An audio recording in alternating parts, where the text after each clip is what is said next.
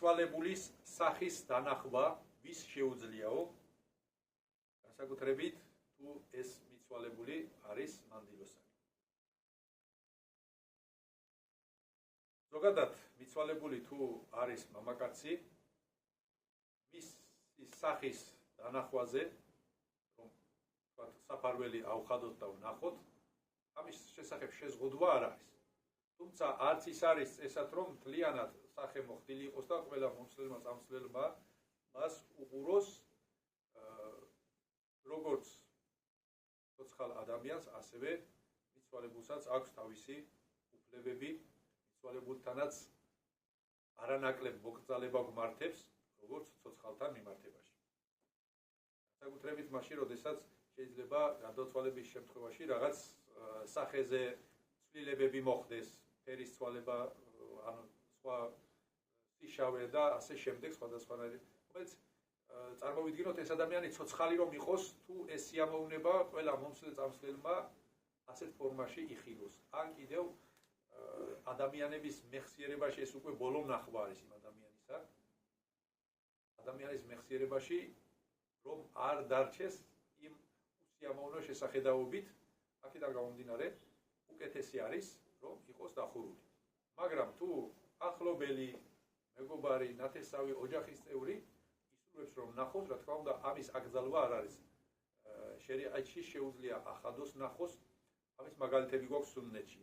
მაგალითად, შუამავალმა სალლალლაჰუ ალეიჰი ვასალამ საჰაბე ოსმან ბინ მაზუნის სახე ასეთნაირად ნახა, ანუ გადახადა საფარველი, ნახა და სახეზე ემთხვია.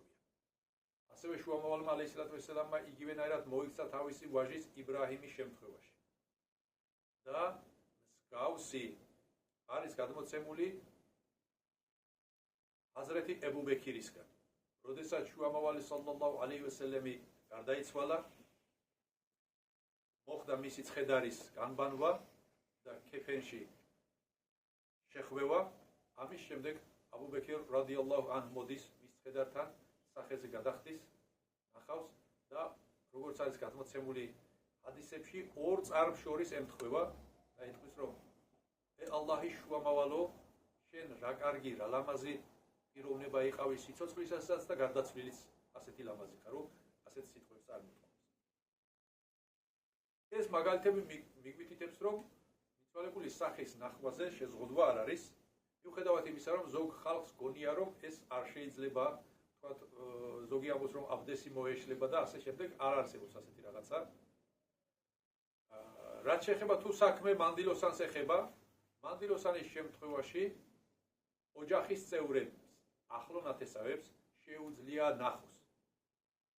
იმ პიროვნებებს, ვისთანაც მაჰრემად, ვისთან მიმართებაშიც ჰარამად არ ითვლება.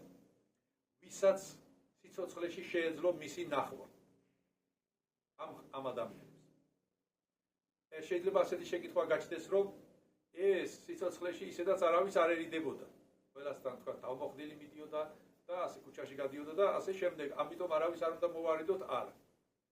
ის რომ არავის არ ერიდებოდა, ის მისი პასუხისგებლობა იყო და ამისთვის თავისი გამშენის წინაშე რომ წარსდგება, იქ გასცემს პასუხს და მისი პასუხი დამაკმაყოფილებელი იქნება თუ არა ალლაჰის წინაშე, ეგ ჩვენ გადასაწყვეტი არ არის. ალლაჰი გადაწყვეტს მასსა და ალლაჰს შორის არის.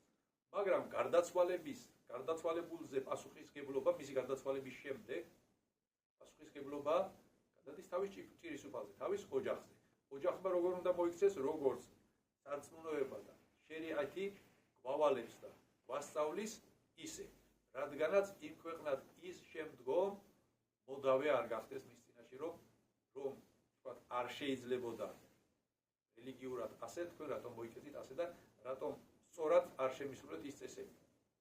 ამიტომ წესი არის ეს, რომ ახლო ნათესავებს, ოჯახის წევრებს შეუძლია ნახვა. თუ ეს პიროვნებები მანდილოსნები არიან, ვისაც უნდა რომ ნახოს, რა თქმა უნდა, ქალებთან არანაირი შეზღუდვა არ არის, ყველა შეუძლია ნახოს.